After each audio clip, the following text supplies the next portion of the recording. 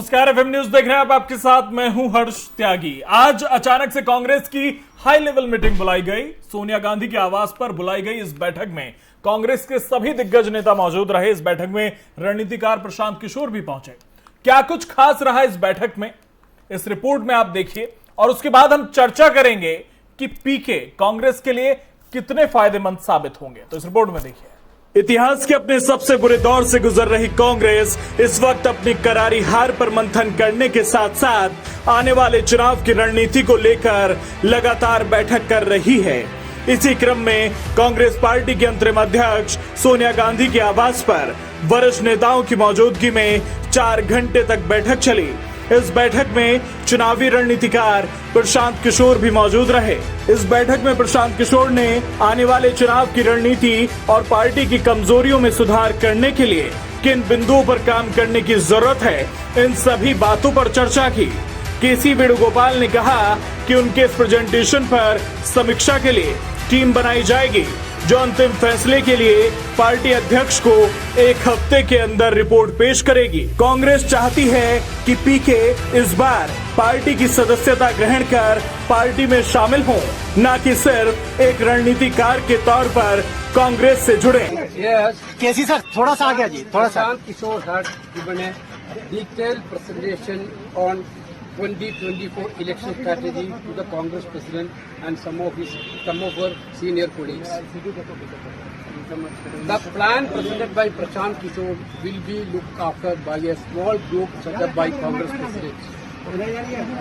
That group will be report to the Congress President within a week time for a final decision. वहीं दूसरी तरफ प्रशांत किशोर का सुझाव है कि इस बार लोकसभा चुनाव में कांग्रेस पार्टी को करीब 370 सीटों पर अपने उम्मीदवार उतारने चाहिए। उनकी माने तो ये वो सीटें हैं जहां पर पार्टी ज्यादा मजबूत है। बाकी सीटों पर गठबंधन के साथियों को उम्मीदवार उतारने का मौका दिया जाए।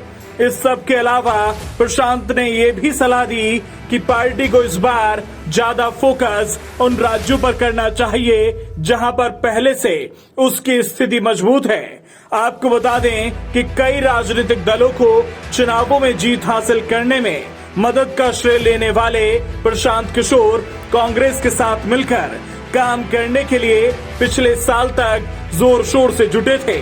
इसके लिए उनकी सोनिया गांधी, राहुल गांधी और प्रियंका गांधी से कई दौर की बातचीत भी हो चुकी थी, लेकिन सितंबर 2021 में दोनों के रास्ते अलग हो गए थे।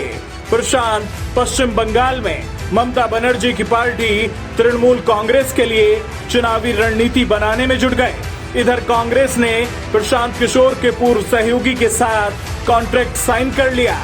इसके बाद प्रशांत किशोर ने कांग्रेस पर तीखे हमले किए थे। उन्होंने यहां तक कह दिया था कि कांग्रेस का नेतृत्व करने का किसी खास व्यक्ति को दैवीय अधिकार नहीं मिला हुआ है, खासकर तब जबकि पार्टी पिछले 10 साल में 90% चुनाव हार चुकी है। पीके और कांग्रेस के बीच किस तरह से बात फाइनल होगी, ये तो आने वाले वक्त में पता चलेगा। लेकिन सबसे बड़ा सवाल कि क्या कांग्रेस के हालात पीके सुधार पाएंगे। स्पेशल डेस्क एफएम न्यूज इतिहास। तो चलिए आपको बताते हैं कि प्रशांत किशोर की रणनीति क्या है। प्रशांत किशोर चाहते हैं कि लोकसभा चुनाव में कांग्रेस पार्टी करीब 370 सीटों पर अपने उम्मीदवार उतारे, 543 में से 370 पर।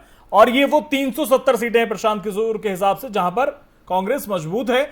और प्रशांत किशोर ये चाहते हैं कि अन्य सीटों पर गठबंधन के साथियों को उम्मीदवार उतारने का मौका दिया जाए। साथ ही प्रशांत किशोर ये भी चाहते हैं कि कांग्रेस को इस बार ज्यादा फोकस उन राज्यों पर करने की जरूरत है जहां पर पार्टी पहले से ही मजबूत है। ये प्रशांत किशोर की रणनीति है जिस पर काम करने के लिए प्रशांत किशोर कह रहे हैं। वहीं दूसरी तरफ कांग्रेस ने ऑफर दिया है प्रशांत किशोर को कि आप आइए, आप पार्टी ज्वाइन कीजिए। कांग्रेस नहीं चाहती कि वो एक रणनीतिकार के तौर पर पार्टी से जुड़े। कांग्रेस चाहती है कि वो पार्टी की सदस्यता लें और एक पार्टी का हिस्सा बनकर वो काम करें, ना कि रणनीतिकार के तौर पर। और इसी पर हम चर्चा करेंगे और चर्चा के लिए हमारे साथ तमाम मेहमान जुड़ेंगे। इस वक्त हमारे साथ सीनियर जर्नलिस्ट रोहन दुआ जी हमारे साथ जुड़ गए हैं। बहुत बहुत स्वागत है रोहन जी आपका एफएम न्यूज में। जी नमस्कार। रोहन जी, आपको क्या लगता है कि अगर प्रशांत किशोर कांग्रेस में आ जाते हैं और 2024 के मिशन पर लग जाते हैं, क्या कुछ बदल पाएंगे प्रशांत किशोर? देखिए, प्रशांत किशोर जिस हिसाब से अपना करियर 2014 से दाव पे रखे हुए हैं, आपने देखा होगा भाजपा के साथ में संपर्क में रहे, 2014 में नरेंद्र मोदी जी के लिए कैंपेन करी, फिर उसके बाद पार्टी बदलते रहे और उस उनका एक मैं कहूँगा रवैया रहा है हर पॉलिटिकल पार्टी से, वो ये रहा है कि वो तब कैंपेन उठाते जहां पे उनको लगता है कि पार्टी या तो जीतने की पोजीशन में हो या पार्टी का जो नेता हो वो जीतने की पोजीशन में हो। लेकिन आप 2017 का रिकॉर्ड भी देखिए, अगर उनका जब वो कांग्रेस के साथ में कैंपेन पंजाब में करके आए और उत्तर प्रदेश में करके आए, तो उत्तर प्रदेश में जैसी जगह में जहां से लोकसभा की सारी सीटें आती, वहां पे उनको बड़ी बुरी हार मिली जब वो समाजवादी पार्टी के साथ में उन्होंने कैंपेन चलाई। लेकिन अगर हम पिछले 6 महीने का भी उनका रिकॉर्ड देखें तो वो भी कोई खास इंप्रेसिव नहीं रहा, क्योंकि पश्चिम बंगाल जीतने के बाद में उन्होंने जिस तरीके से ममता बनर्जी के साथ में अपने संबंध और नाते तोड़े हैं, या उनको ममता बनर्जी की मैं कहूँ फैमिली ने, अभिषेक ने खुद उनके साथ में नाता तोड़ा, तो वो कहीं ना कहीं इंडिकेशन बताता है कि थोड़ा सा घबरा सा गए हैं या मायूस हो गए हैं कि नीतीश कुमार ने भी उनको बाहर का दरवाजा दिखाया, भाजपा ने भी बाहर का दरवाजा दिखाया, तो थोड़े से उनके कदम अब लड़खड़ाते गए हैं और शायद वो जो हम इंग्लिश में कहते हैं कि अंग्रेजी में एक मोजो है उनका, वो अब उतना मजबूत नहीं रहा जितना कि पहले हुआ करता था। और उसी के कारण शायद आज जो हमें ये इंडिकेशन नजर आए हैं, जिस तरीके से मीटिंग में गए दोबारा कांग्रेस में, आपको याद होगा कि गोवा के चुनाव से पहले भी कांग्रेस के पास में दफ्तर में गए थे वो और कांग्रेस से मुलाकात हुई और फिर उन्होंने अनाउंस कर दिया गोवा में जाके टीएमसी के साथ में कि कांग्रेस के अंदर वो क्षमता नहीं है कि वो दोबारा वापस आ सके और बीजेपी में वो क्षमता है। तो जो उनके रिमार्क्स थे वो कांग्रेस के कई दिग्गज नेताओं को पसंद नहीं आए। तो मेरा ये मानना है कि मैं उनका करियर बड़े लंबे समय से देख रहा हूँ, पिछले 8 सालों से, जब से वो अपने आप को एक स्ट्रेटेजिस्ट के रूप में लेके आए हैं और अपनी कंपनी आईपैक को उन्होंने आगे बढ़ाया है, कि उनका जो एक स्ट्रेटेजी वाला रोल है वो क्लियरली हम नजर आता है कि बिजनेसमैन के तौर पे वो अपनी कंपनी चलाना चाहते हैं और एंगेजमेंट बिजनेसमैन के तौर पे अगर वो एंट्री करती है कांग्रेस में, तो ये बड़ा महत्वपूर्ण सवाल है कि वो कांग्रेस पार्टी में रह के किसी पद पे आके एंट्री करेंगे या सिर्फ एक स्ट्रेटेजिस्ट आईपैक की कंपनी को रिप्रेजेंट करते हुए करेंगे। तो अगर आईपैक को ही करते हैं तो फिर कोई खास बदलाव नहीं है पिछले 8 साल की उनकी पॉलिटिक्स में। जिस तरीके से जेडीयू में भी एक पोजीशन पे रहे और फिर नीतीश कुमार ने उनको निकाला क्योंकि ओपनली रिवोल्ट करने लग गए थे नीतीश कुमार के खिलाफ में, तो मुझे लगता है कि कहीं ना कहीं पॉलिटिकल एम्बिशंस तो उनके बहुत जरूर हैं, चाहे वो एमपी बनने की ख्वाब हो या लोकसभा से चुनाव लड़ने के, राज्यसभा से नॉमिनेशन से, तो कहीं ना कहीं इंडिकेशन जरूर आते हैं। जिस तरीके के तालमेल वो बिठाते रहते हैं, कभी ममता बनर्जी की पार्टी से या मैं कहूँ स्टालिन के साथ में, पार्टी के साथ में डीएमके के साथ में कैंपेन इतनी बड़ी लड़के आए। रोहन जी, आज की अगर हम मीटिंग पर नजर डालें तो कांग्रेस तो खुला ऑफर दे रही है प्रशांत किशोर को कि इस बार आप रणनीतिकार के तौर पर नहीं आइए, इस बार आप पार्टी की सदस्यता लीजिए और पार्टी का हिस्सा बनकर तैयारी कीजिए। वहीं जो प्रशांत किशोर कह रहे हैं कि 370 सीटों पर आप चुनाव लड़िए, बाकी पर ड्राइविंग करने के लिए अपने सहयोगी दलों को दीजिए। बिल्कुल नहीं, देखिए सबसे बड़ी जो महत्वपूर्ण बात ये है कि ये पार्टी का न्योता था या वो खुद पार्टी को दोबारा अप्रोच करके, ये अभी तक किसी ने क्लियर या क्लैरिफाई नहीं किया कि उनको बुलाया गया था खुद पार्टी ने या वो खुद दोबारा से अप्रोच करके गए हैं। और अगर मैं ये भी मानूं कि कांग्रेस की पार्टी ने उनको अप्रोच किया है, तो ये जरूर हो सकता है कि जिस तरीके से आपको याद होगा 2017 के चुनाव जीतने के बाद 2021 में कैप्टन अमरिंदर ने पंजाब सरकार के मुख्यमंत्री होते हुए उन्होंने प्रशांत किशोर को अपना गवर्नमेंट एडवाइजर अपॉइंट किया और एक सैलरी पे अपॉइंट किया।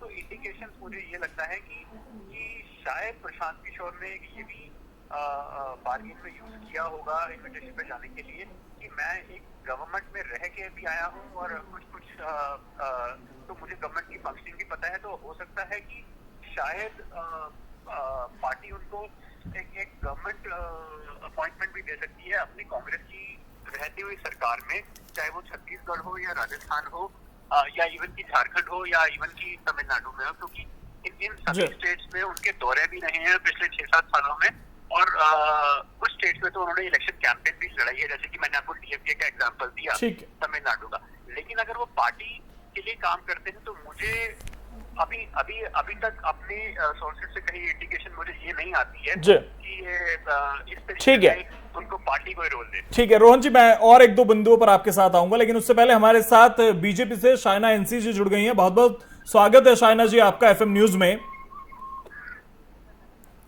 शाइना जी, अगर प्रशांत किशोर कांग्रेस के साथ जाते हैं और मिशन 2024 में जुटते हैं तो बीजेपी कितनी बड़ी चुनौती के तौर पर प्रशांत किशोर का साथ कांग्रेस के साथ देख रही है? देखिए, हर बार हर इलेक्शन के पहले ये चर्चा चालू होती है कि कौन रहेगा विपक्ष में, कौन आएगा साथ में मोदी जी और भारतीय जनता पार्टी को हराने। सबसे पहले ये समझ लीजिए कि इलेक्शन के बाद पता चलता है कि लोकप्रियता प्रधानमंत्री की घट नहीं रही है, बढ़ रही है। और जिस रफ्तार से बढ़ रही है, वहाँ एक चीज स्पष्ट है कि पूरे देश में आज मोदी जी के नेतृत्व में स्थिरता, राजनीतिक इच्छा शक्ति और एक नेतृत्व मिला है। और वो किसी भी तरह से कोई अन्य व्यक्ति के नेतृत्व में, प्रशांत किशोर हो या कोई अन्य दल, उनको जब तक एक विजन प्लान नहीं है, जनता का समर्थन नहीं है, ये सिर्फ टीवी की चर्चा का मुद्दा बन सकता है। लेकिन 2014 लोकसभा चुनाव में तो वो आप ही की पार्टी के रणनीतिकार रहे थे और तभी से उन्हें प्रसिद्धि भी मिली। आप मुझे बताइए, हम जीते हैं उनके वजह से या प्रधानमंत्री की छवि की वजह से? नहीं, लेकिन शाइना जी, चुनाव आप ही के चुनाव के बाद तो उपलब्धि मिली उन्हें, काम किया है जी। देखिए, चर्चा के लिए आप कोई भी मुद्दा उठा सकते हैं टीआरपी जगाने के लिए कि देखिए ये आया है जायंट किलर। कोई जायंट किलर नहीं है, क्योंकि जनता के मन में स्पष्ट रूप से मोदी जी की लोकप्रियता बैठ चुकी है और उनके काम के वजह से बैठा है। तो कोई बड़ी बड़ी बातें करें और सोचें कि वो विपक्ष बनने वाले हैं या विपक्ष में चुनौती देने वाले हैं, वो निर्णय उनका नहीं रहता, वो जनता का रहता है।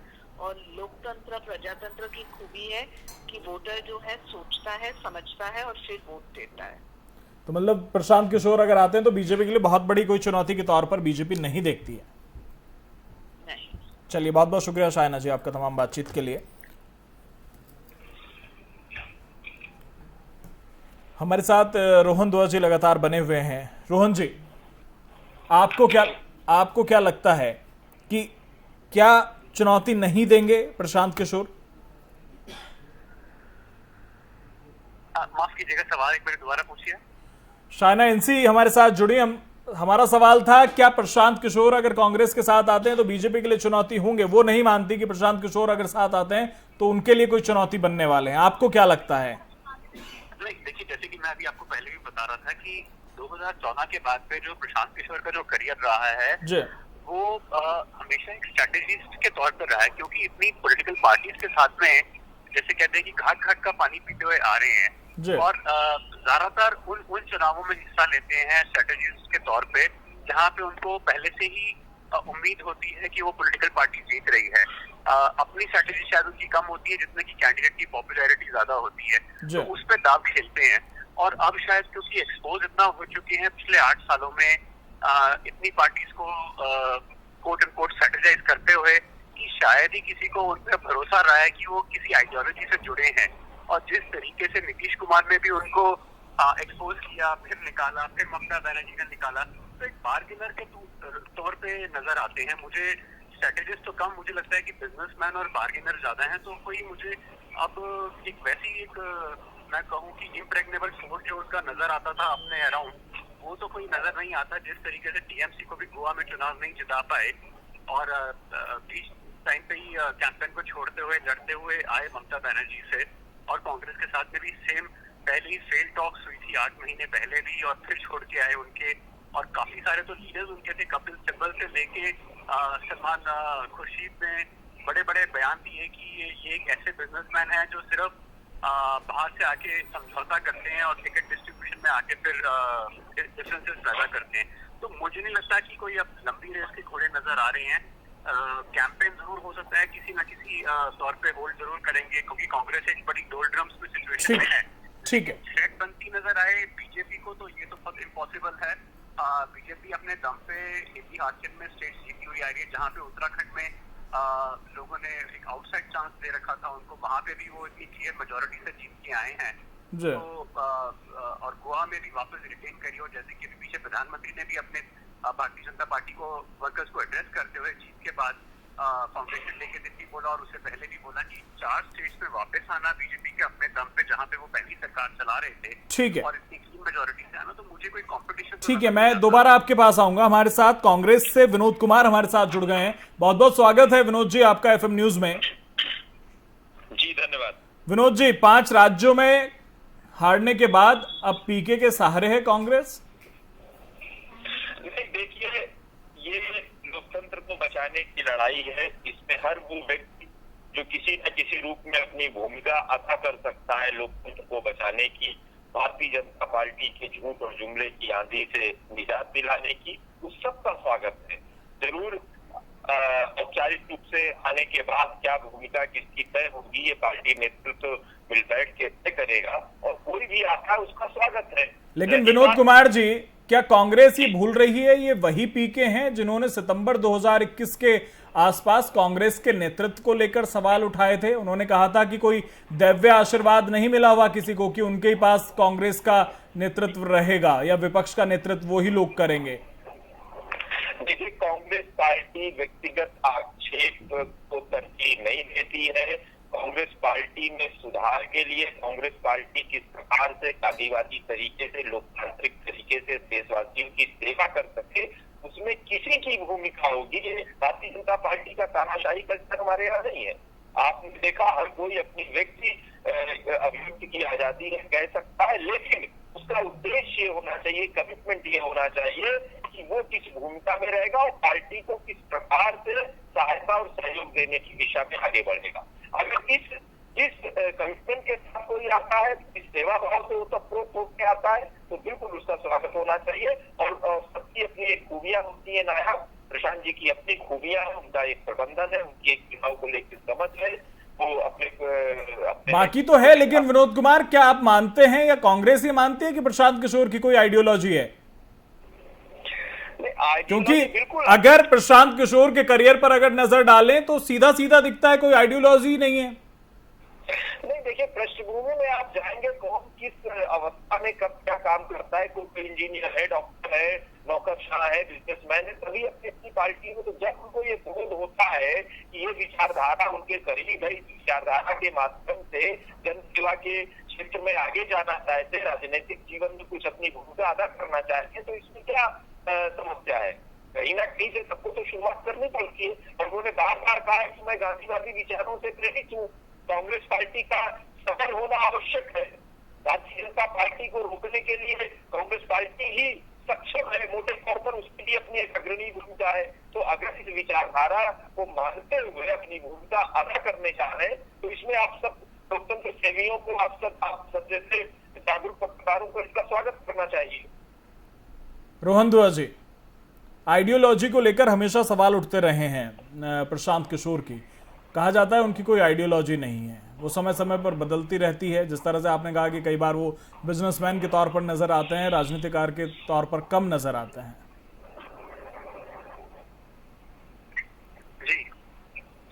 जी रोहन जी, आवाज मिल पा रही है आपको? जी, आप अपना सवाल जरा दोहराएंगे। प्रशांत किशोर की आइडियोलॉजी को लेकर हमेशा सवाल उठते रहे हैं। कहा जाता है कि प्रशांत किशोर की कोई आइडियोलॉजी नहीं है, वो बदलती रहती है समय के साथ और वक्त के साथ। और जिस तरह से आपने भी कहा कि रणनीतिकार, राजनीतिकार कम लगते हैं, बिजनेसमैन ज्यादा लगते हैं। बिल्कुल नहीं, देखिए, ये सवाल तो अक्सर खड़े होते हुए आए हैं। चाहे मैं उनकी उत्तर प्रदेश की 2017 की फेल्ड कैंपेन के तौर पे देखूं, जहां पे उन्होंने सपा और कांग्रेस को मिलाया और फिर गठबंधन बुरी तरह से फेल हुआ, या मैं अगर आम आदमी पार्टी की उनकी कैंपेन देखूं, या ममता बनर्जी के साथ में पश्चिम बंगाल में भी देखूं, और जिस तरीके से वो ऑपरेट करते हैं, वो एक इंडिकेशन ये नजर आते हैं कि वो एक बतौर बिजनेसमैन के तौर पर ही अपने आप को ऑपरेट करना भी चाहते हैं और दिखाना भी चाहते हैं। हालांकि ये बात एक बड़ी मैं कहूंगा कि उनके अंदर इस बात की बड़ी सहनशीलता है कि जिस तरीके से 8 साल से उन्होंने अपनी पॉलिटिकल एम्बिशंस को छुपा के रखा और फिर जब नीतीश कुमार ने उनको जेडीयू में एक पोजीशन नहीं दी क्योंकि रणनीति तय करते थे जेडीयू की, तो उनको उस बात से बड़ी एक मैं कहूँगा बड़ा उनको सदमा पहुंचा और उसी कारण से वो वहां से भागे भी और छोड़ के जितनी जल्दी 1 महीने में ही उन्होंने पब्लिक प्लेटफॉर्म पे आके नीतीश कुमार पे बड़े अनाउंस करने स्टार्ट करे। तो इंडिकेशन तो यही देते हैं कि वो एक बिजनेसमैन तौर पे आना चाहते हैं। पॉलिटिकल एम्बिशन भले ही उनके बड़े सीक्रेट रहे हों इन 8 सालों में, लेकिन अब उन्होंने उन एम्बिशंस को बड़ा ओपन करना स्टार्ट कर दिया है। और शायद मुझे जितना लगता है कि एक ना एक संभावना यही थी, क्योंकि टीएमसी जिस तरीके से जीत के आई थी तो कहीं ना कहीं राज्यसभा में जाने का या तो ख्वाब देख रहे थे या फिर हो सकता है कि ये भी इस बात